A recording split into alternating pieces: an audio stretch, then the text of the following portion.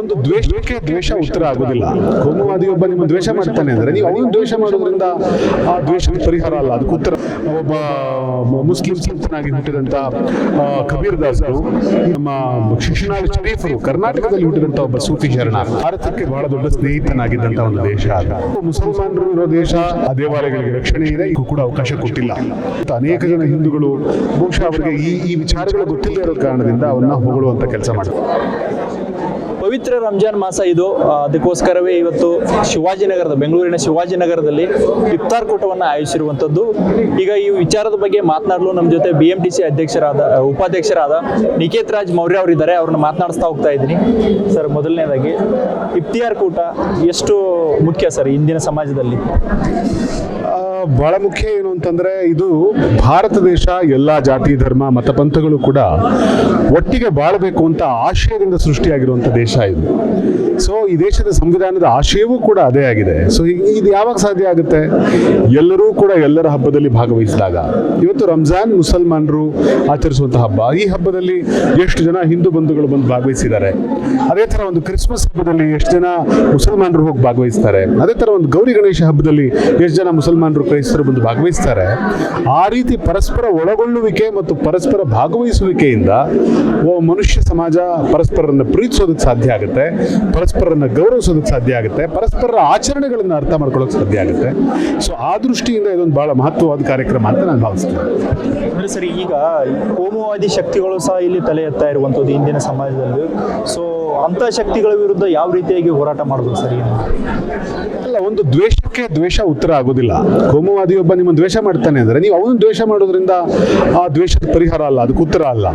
ಅವನ ದ್ವೇಷಕ್ಕೆ ನಿಮ್ಮ ಪ್ರೀತಿಯ ಉತ್ತರ ಆಗಬೇಕು, ಅವನ ಆಕ್ರೋಶಕ್ಕೆ ನಿಮ್ಮ ಮೌನವೇ ಉತ್ತರ ಆಗಬೇಕು, ಅವನ ಸಂಚಿಗೆ ನಿಮ್ಮ ಪ್ರತ್ಯುಪಕಾರ ನಮ್ಮ ಉತ್ತರವಾಗಬೇಕು. ಆ ರೀತಿಯಾಗಿ ಪ್ರತಿ ಧರ್ಮದಲ್ಲಿಯೂ ಆಯಾ ಕಾಲದಲ್ಲಿ ಹುಟ್ಟಿದಂಥ ಮಹಾಪುರುಷರು ಅಂಥದ್ದೊಂದು ಸುಂದರವಾದ ವಾತಾವರಣವನ್ನು ಸೃಷ್ಟಿ ಮಾಡುವ ಪ್ರಯತ್ನ ಮಾಡಿದ್ದಾರೆ.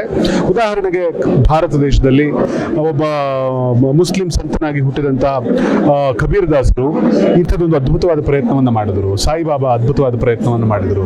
ಅನೇಕ ಜನ ಸೂಫಿಗಳು, ಹಳ್ಳಿಗಳಲ್ಲಿ ಸೂಫಿಗಳು ಈ ಪ್ರಯತ್ನವನ್ನು ಮಾಡಿದರು. ಅದೇ ಥರದಲ್ಲಿ ಒಬ್ಬ ನಮ್ಮ ಶಿಶುನಾಳ ಶರೀಫರು, ಕರ್ನಾಟಕದಲ್ಲಿ ಹುಟ್ಟಿದಂಥ ಒಬ್ಬ ಸೂಫಿ ಶರಣ, ಅವರು ಇಂಥ ಪ್ರಯತ್ನವನ್ನು ಮಾಡಿದರು. ಇಂಥ ಪ್ರಯತ್ನಗಳು ಅನಾದಿ ಕಾಲದಿಂದಲೂ ನಡೆದಿದ್ದಾವೆ, ನಡೀತಾ ಇದ್ದಾವೆ.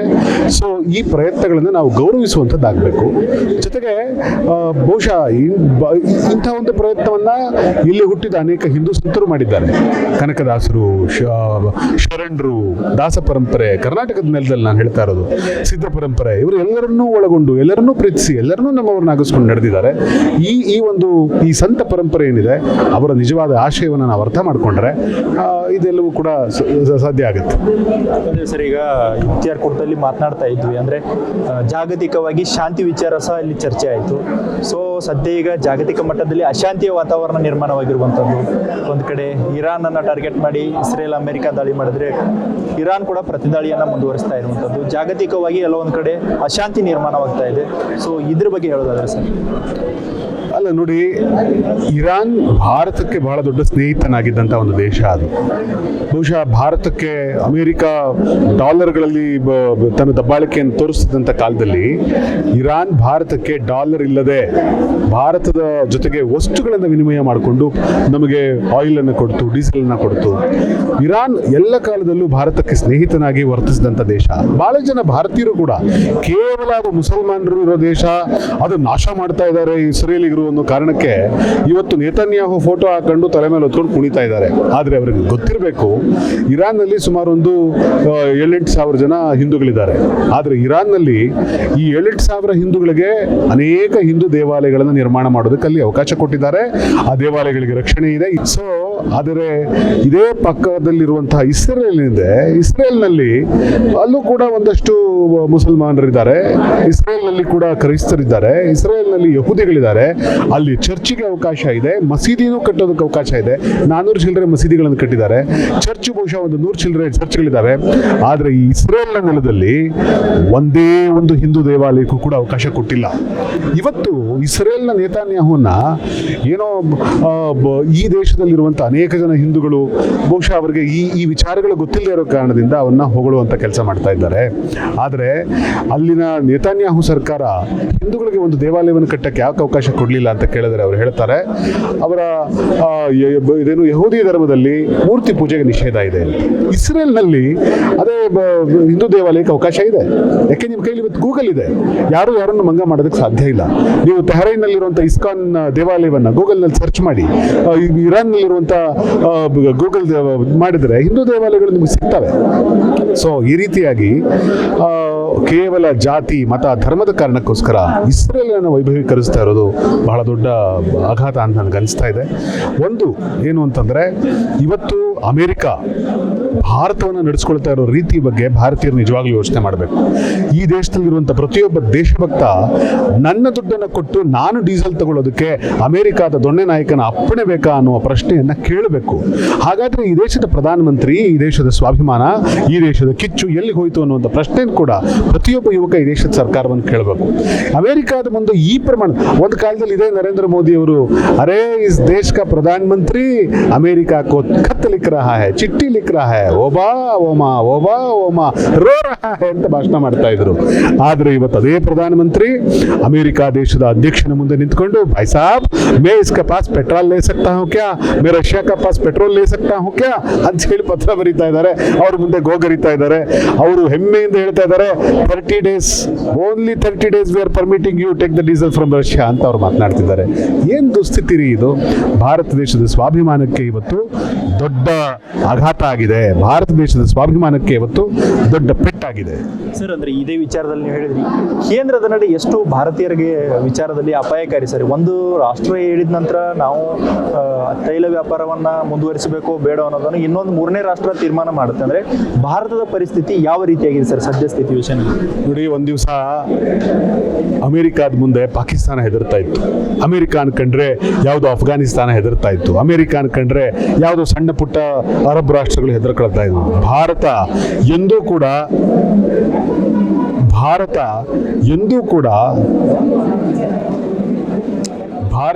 ಕೂಡ ಅಮೆರಿಕ ದೇಶದ ಮುಂದೆ ತಲೆಬಾಗಿರಲಿಲ್ಲ, ಹೆದರ್ತಾ ಇರಲಿಲ್ಲ. ಯಾಕೆ ಹೇಳ್ತಾ ಇದ್ದೀನಿ ಅಂತಂದರೆ, ಅವತ್ತು ಇಂದಿರಾ ಗಾಂಧಿಯವರು ಅಮೆರಿಕ ದೇಶದ ರೀಗನ್ ರಾಷ್ಟ್ರಪತಿ ಅಧ್ಯಕ್ಷ ರೀಗನ್ಗೆ ನೀನು ನನ್ನ ದೇಶದ ವಿಚಾರಕ್ಕೆ ಮೂಗು ತೋರಿಸಬೇಕಾದ ಅನಿವಾರ್ಯತೆ ಇಲ್ಲ, ಬಾಯಿ ಮುಚ್ಕೊಂಡಿರುವಂಥ ಸವಾಲು ಹಾಕಿ ಬಂದಿದ್ರು ಈ ದೇಶದ ಒಬ್ಬ ಮಹಿಳೆ ಇಂದಿರಾ ಗಾಂಧಿ. ಮತ್ತು ಆನಂತರ ಕೂಡ ನಾನು ಪಕ್ಷಾತೀತವಾಗಿ ಮಾತನಾಡೋದಾದ್ರೆ, ವಾಜಪೇಯಿ ಅವರು ಕೂಡ ಅವತ್ತು ನ್ಯೂಕ್ಲಿಯರ್ ಟೆಸ್ಟ್ ಮಾಡಿದಂಥ ಸಂದರ್ಭದಲ್ಲಿ ಅಮೆರಿಕ ಭಾರತದ ಮೇಲೆ ಸ್ಯಾಂಕ್ಷನ್ ಇರಿದಾಗ ಅದನ್ನು ಲೆಕ್ಕಕ್ಕಿಡದೆ ಸ್ವಾಭಿಮಾನವನ್ನು ಪ್ರದರ್ಶನ ಮಾಡಿದರು. ಶಾಸ್ತ್ರಿಯವರು ಅಮೆರಿಕಾದ ವಿರುದ್ಧ ಗುಡುಗಿದ್ರು. ಇಂದಿರಾ ಗಾಂಧಿಯವರಂತೂ ಅಮೆರಿಕ ದೇಶದ ವಿರುದ್ಧ ಅವರನ್ನು ಲೆಕ್ಕಕ್ಕೆ ಇಡದೇ ಇರೋ ರೀತಿಯಲ್ಲಿ ಅವರು ಯಾಕೆ ಅವತ್ತು ಭಾರತ ದೇಶ ಇನ್ನೂ ಈ ಪ್ರಮಾಣದ ಶಕ್ತಿಯನ್ನು ಗಳಿಸಿರಲಿಲ್ಲ. ಈ ದೇಶದಲ್ಲಿ ಹಸಿವಿತ್ತು, ಅನಕ್ಷರತೆ ಇತ್ತು, ಆರ್ಥಿಕ ಸಂಕಷ್ಟಗಳಿದ್ವು. ಅಂಥ ಸಂದರ್ಭದಲ್ಲಿ ಇಂದಿರಾ ಗಾಂಧಿಯವರು ಅಮೆರಿಕಾದ ವಿರುದ್ಧ ಗುಡುಕ್ತಾ ಇದ್ರು. ಇವತ್ತು ಈ ದೇಶ ಜಗತ್ತಿನ ಅತ್ಯಂತ ದೊಡ್ಡ ಮಿಲಿಟರಿಯನ್ನು ಹೊಂದಿದೆ.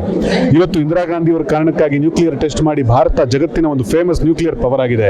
ಇವತ್ತು ಇಸ್ರೋದ ಕಾರಣಕ್ಕಾಗಿ ಅಮೆರಿಕಾದ ನಾಸಾಗೆ ಸವಾಲೊಡ್ಡುವಂಥ ದೊಡ್ಡ ಸ್ಪೇಸ್ ಟೆಕ್ನಾಲಜಿ ಭಾರತ ದೇಶದ ಕೈಯಲ್ಲಿದೆ. ಇವತ್ತು DRDOದಂಥ ಸಂಸ್ಥೆಗಳನ್ನು ಕಟ್ಟಿದ್ದೀವಿ. ಜಗತ್ತಿನ ಅತ್ಯಂತ ದೊಡ್ಡ ಬುದ್ಧಿವಂತರನ್ನು ತಯಾರು ಮಾಡುವಂಥ IITಗಳನ್ನು IIMಗಳನ್ನು ನಾವು ತಯಾರು ಮಾಡಿದ್ದೀವಿ. ಇಡೀ ಜಗತ್ತಿನ ಆರೋಗ್ಯ ವ್ಯವಸ್ಥೆಗೆ ಸವಾಲು ಹಾಕುವಂಥ ಏಮ್ಸ್ನಂಥ ಸಿಸ್ಟಮ್ಗಳನ್ನು ನಾವು ಇವತ್ತು ಈ ದೇಶದಲ್ಲಿ ಹುಟ್ಟಾಕಿದ್ದೀವಿ. ಇಷ್ಟೆಲ್ಲ ಆಗಿರುವ ದೇಶದ ಪ್ರಧಾನಮಂತ್ರಿ ನರೇಂದ್ರ ಮೋದಿಯವರು ಅವತ್ತು ಏನೂ ಇಲ್ಲದ ಪರಿಸ್ಥಿತಿ ಒಳಗಡೆ ಒಬ್ಬ ಇಂದಿರಾ ಗಾಂಧಿ ಸವಾಲು ಹಾಕ್ತಾ ಇದ್ರು. ಇವತ್ತು ಇಷ್ಟೆಲ್ಲ ಆದಮೇಲೆ ನೀವು ಪ್ರಧಾನಮಂತ್ರಿ, ನೀವು ಯಾಕೆ ಸರ್ ಅಮೆರಿಕಾದ ಮುಂದೆ ತಲೆಬಾಗ್ತಾ ಇದ್ದೀರಿ? ಇವತ್ತು ಅಮೆರಿಕ ದೇಶದ ಒಬ್ಬ ಪತ್ರಕರ್ತ ಈ ದೇಶದ ಪ್ರಧಾನಮಂತ್ರಿಯವರು ಈ ಅಮೆರಿಕ ದೇಶದ ಮುಂದೆ ತಲೆಬಾಗ್ತಾ ಇರೋದನ್ನು ನೋಡಿ ಆತ ಒಂದು ಆರ್ಟಿಕಲ್ ಬರೆದಿದ್ದಾನೆ. ಏನು ಅಂತಂದರೆ, ಆರ್ಟಿಕಲ್ನ ಹೆಡ್ಲೈನ್ ಬಹುಶಃ ಹೀಗಿದೆ, ಇದೇನು ನಮ್ಮ ದೇಶದ ಪ್ರಧಾನಮಂತ್ರಿ spreaded his legs in front of America ಅಂತ ಹೇಳಿ. ಅಂದರೆ ಎಷ್ಟು ಅಸಹ್ಯಕರವಾಗಿ ಈ ದೇಶವನ್ನು ಅಂತಾರಾಷ್ಟ್ರೀಯ ಮಟ್ಟದಲ್ಲಿ ಎಷ್ಟು ಅಸಹ್ಯಕರವಾಗಿ ನನ್ನ ಭಾರತವನ್ನು ಚಿತ್ರಿಸುವಂಥ ಕೆಲಸ ನಡೀತಾ ಇದೆ. ಇದರ ಬಗ್ಗೆ ಪ್ರತಿಯೊಬ್ಬ ಭಾರತೀಯನು ಕೂಡ ಅಸಹ್ಯ ಪಟ್ಕೊಳ್ತಾನೆ. ಇದು ಅರ್ಥವಾದರೆ ಪ್ರತಿಯೊಬ್ಬ ಭಾರತೀಯನು ಕೂಡ ಈ ಸರ್ಕಾರಕ್ಕೆ ಚೀಮಾರಿ ಹಾಕ್ತಾನೆ. ಸರ್, ಅದು ಯುದ್ಧದ ವಿಚಾರದಲ್ಲಿ ಬಂದಾಗ ಭಾರತದ ನಿಲುವು ಯಾವ ರೀತಿಯಾಗಿರ್ಬೇಕಿತ್ತು ಸರ್ ನಿಮ್ಮ ಪ್ರಕಾರ ನೋಡ್ಬೇಕಂದ್ರೆ? ಯಾಕಂದ್ರೆ ಈ ಒಬ್ಬೊಬ್ರು ಒಂದೇ ರೀತಿ ಬೇರೆ ಬೇರೆ ರೀತಿಯಾಗಿ ಆಯಾಮಗಳಲ್ಲಿ ಭಾರತ ಈ ರೀತಿಯಾಗಿರ್ಬೇಕಿತ್ತು, ಭಾರತ ಈ ರೀತಿಯಾಗಿರ್ಬೇಕಿತ್ತು ಅಂತ ಹೇಳ್ತಾರೆ. ಯಾವ ರೀತಿಯಾಗಿರ್ಬೇಕಿತ್ತು ಸರ್? ಅಲ್ಲ, ಯುದ್ಧದ ವಿಚಾರದಲ್ಲಿ ಭಾರತದ ನಿಲುವು ಹೇಗಿರಬೇಕು ಅಂತ ನೀವು ಕೇಳೋದಾದ್ರೆ, ತಟಸ್ಥವಾಗಿದ್ರೆ ತಟಸ್ಥವಾಗಿರ್ಬೇಕಾಗಿತ್ತು. ಯಾಕೆಂದರೆ ನೆಹರು ಕಾಲದಲ್ಲಿ ನಾವು ಒಂದು ಥರ್ಡ್ ವರ್ಲ್ಡ್ ಕಂಟ್ರೀಸ್ ಅಂತ ಒಂದು ಹೊಸ ಸಿಸ್ಟಮನ್ನೇ ಹುಟ್ಟಾಕಿದ್ವಿ. ಒಂದು ರಷ್ಯಾದ ಪರವಾಗಿ ನಿಲ್ಲುವಂಥ ದೇಶಗಳ ಗುಂಪಿತ್ತು, ಅಮೆರಿಕಾದ ಪರವಾಗಿ ನಿಲ್ಲುವಂಥ ದೇಶಗಳಿತ್ತು.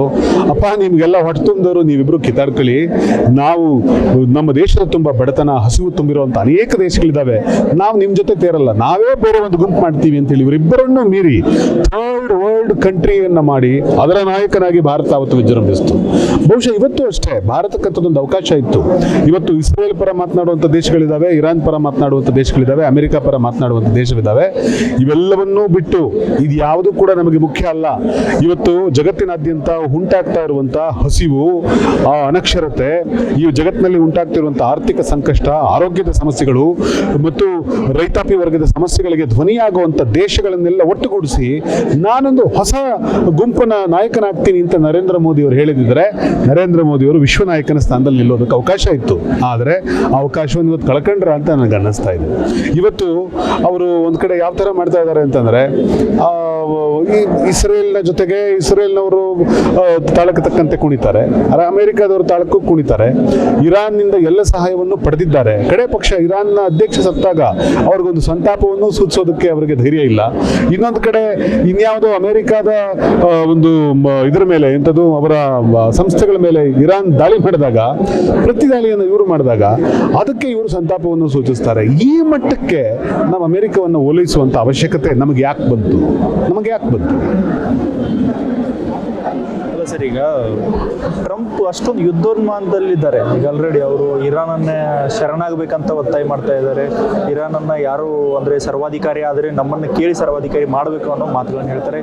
ಇಂದಿನ ಸಮಾಜದಲ್ಲಿ ಇಂಥ ಮಾತುಗಳು ಎಷ್ಟು ಸರ್ ಪಾಳೆಗಾರಿಕೆ ಮಾಡ್ತಾ ಇದ್ದಾರೆ? ಹೆಂಗೆ ಏನಿದು ನೋಡಿ, ಇದು ಅಮೆರಿಕ ಪಾಳೆಗಾರಿಕೆ ದೇಶ ಅನ್ನೋದ್ರೊಳಗಡೆ ಅದು ಕಾಲದಿಂದಲೂ ಮಾಡಿರೋದೇ ಪಾಳೆಗಾರಿಕೆ. ಇದೇ ಅಮೆರಿಕ ಭಾರತದ ವಿರುದ್ಧ ಪಾಕಿಸ್ತಾನಕ್ಕೆ ಸಪೋರ್ಟ್ ಮಾಡಿದೆ. ಇದೇ ಅಮೆರಿಕದ ಅಧ್ಯಕ್ಷ ಅಫ್ಘಾನ್ ಮತ್ತು ಪಾಕಿಸ್ತಾನದ ಮಧ್ಯೆ ಸಂಘರ್ಷ ಆಯಿತು ಅಂತಂದರೆ ನಮ್ಮ ಭಾರತ ದೇಶದ ಶತ್ರುವಾಗಿರುವಂಥ ಪಾಕಿಸ್ತಾನಕ್ಕೆ ನಾನು ಬೆಂಬಲವನ್ನು ಕೊಡ್ತೀನಿ ಅನ್ನುವಂಥ ಮಾತುಗಳನ್ನು ಬಹಳ ಸ್ಪಷ್ಟವಾಗಿ ಅಮೆರಿಕದ ಅಧ್ಯಕ್ಷ ಹೇಳಿದ್ದಾರೆ. ಮತ್ತು ಭಾರತ ಮತ್ತು ಪಾಕಿಸ್ತಾನದ ನಡುವೆ ಯಾವಾಗ ತಿಕ್ಕಾಟ ಬಂದರೂ ಕೂಡ ಅವರು ಭಾರತದ ಜೊತೆಗೆ ನಿಲ್ಲಲ್ಲ, ಪಾಕಿಸ್ತಾನದ ಜೊತೆಗೆ ನಿಲ್ತಾರೆ. ಗುಟ್ಟಾಗಿ ಆದರೂ ಪಾಕಿಸ್ತಾನದ ಜೊತೆಗೆ ನಿಲ್ತಾರೆ ಅನ್ನೋದು ಜಗತ್ತಿನ ಮುಂದೆ ತೆರೆದಿಟ್ಟಿರುವಂಥ ಸತ್ಯ ಇದು. ಇಂಥ ಎಲ್ಲ ಸಂದರ್ಭಗಳಿರಬೇಕಾದ್ರೆ ಭಾರತ ಇವತ್ತು ತನ್ನ ನಿಲುವನ್ನು ಸ್ಪಷ್ಟವಾಗಿ ತೆಗೆದುಕೊಳ್ಳಬೇಕಾದಂಥ ಅನಿವಾರ್ಯತೆ ಇತ್ತು. ಇವತ್ತು ಯುದ್ಧ ಪಿಪಾಸುನ ಪಾಳೆಗಾರಿಕೆನ ಅಂತ ನೀವು ಕೇಳೋದಾದರೆ, ಇವತ್ತು ಪಾಳೆಗಾರಿಕೆಗೋಸ್ಕರ ಇವರು ನಡೆಸ್ತಿರೋದಲ್ಲ. ನನಗನ್ಸುತ್ತೆ ಎಪ್ಸ್ಟೀನ್ ಫೈಲ್ ಅಂತ ಒಂದು ಫೈಲ್ ಓಪನ್ ಆಗಿದೆ ಅಮೆರಿಕ ದೇಶದಲ್ಲಿ.